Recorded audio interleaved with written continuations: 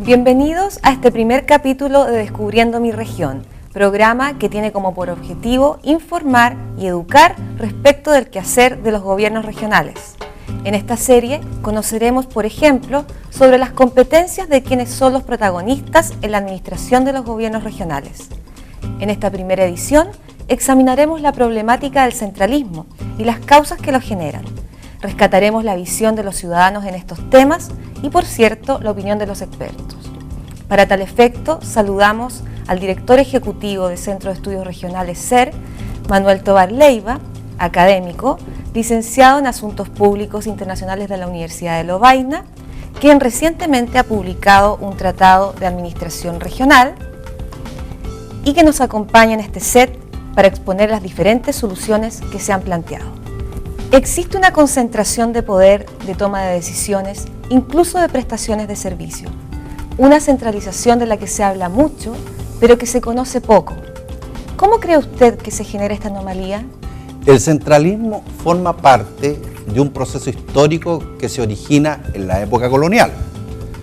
Como se recordarán, los reyes tenían el poder absoluto y con la Ilustración gobernaron garantizando cierta idea de bien común, pero siempre ejerciendo la plenitud del poder. Con la independencia variaron los sistemas políticos, pero los directores supremos y los presidentes de la República mantuvieron esa cultura de poder de los reyes absolutistas.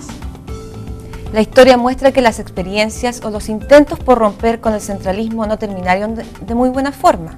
Es cierto, los liberales, promotores de la idea de centralista, fracasaron en 1826 con las leyes federales y perdieron en 1830 en la batalla del Ircay.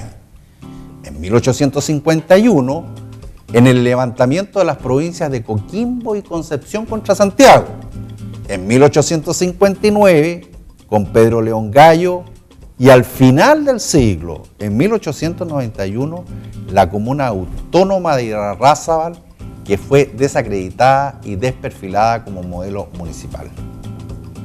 En definitiva, lo que primó en ese tránsito histórico se tradujo en las constituciones de 1833 y 1925, que expresan un consenso de la clase dirigente sobre la base de un fuerte Estado unitario y un régimen presidencial conducido desde la región metropolitana, donde se establece la administración central del país.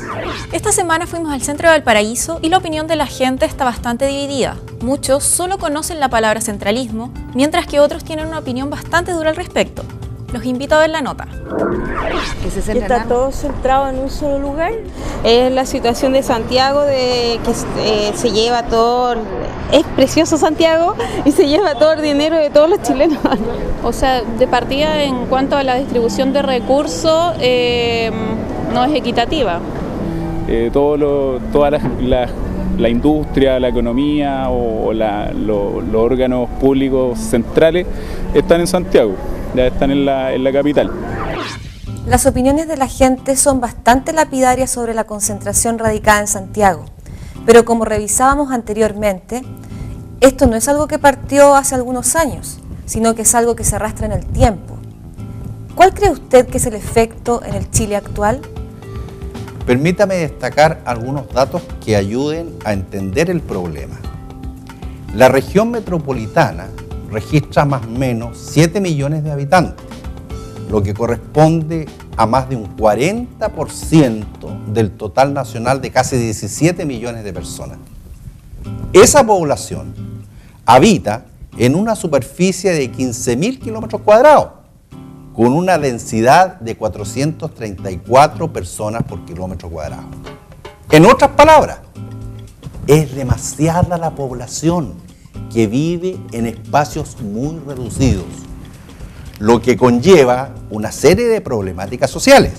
Por ejemplo, el deterioro de la salud mental.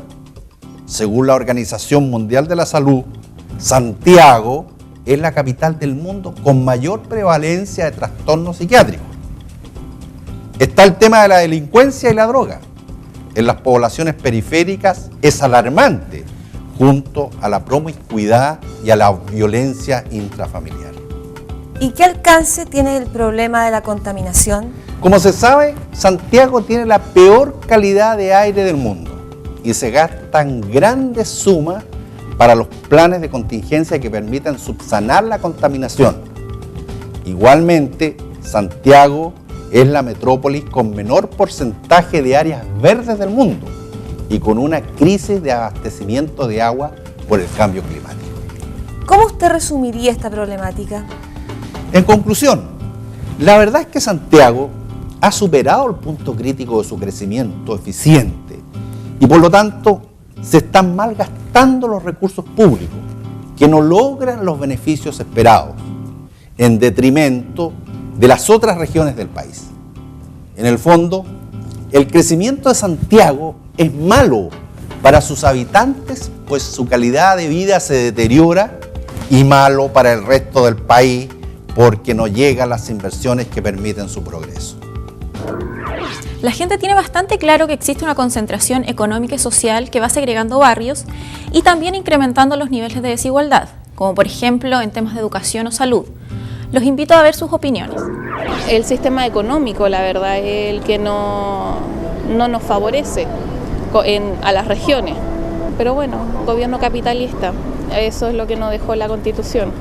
Es que somos un Estado tan chico que pensar en centralismo es mejor pensar en reinvertir o en focalizar recursos que se están generando en los polos más comerciales o en los polos que desarrollan recursos hacia los extremos o hacia los lugares que tienen una densidad poblacional más baja.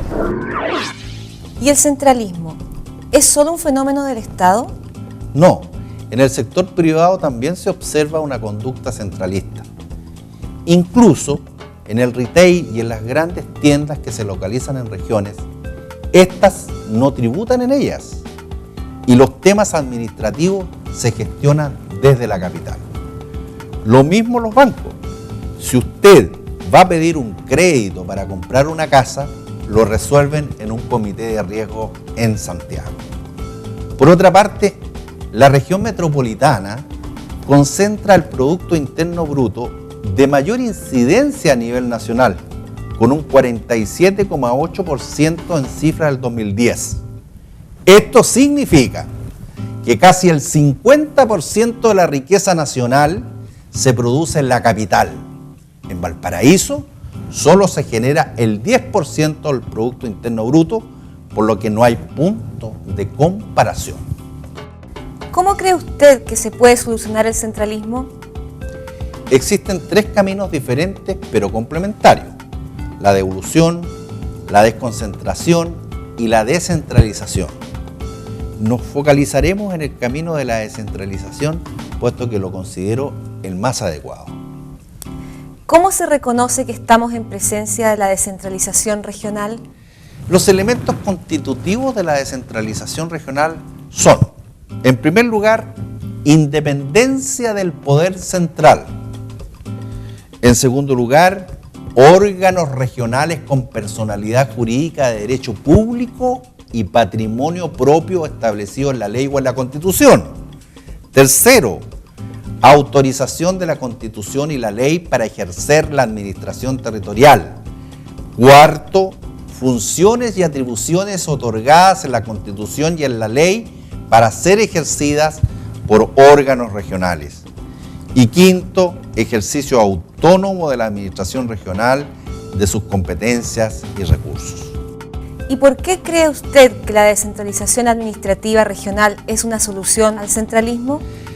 Creo que una administración regional autónoma puede responder más adecuadamente las demandas sociales que surgen en territorios muy heterogéneos y también construir independientemente del poder central un proyecto de desarrollo regional legitimado por el ejercicio democrático de la sociedad civil regional. Gracias, profesor, por estos interesantes antecedentes de cómo afecta el centralismo a nuestro país. Nosotros nos despedimos y será hasta el próximo capítulo de Descubriendo mi región.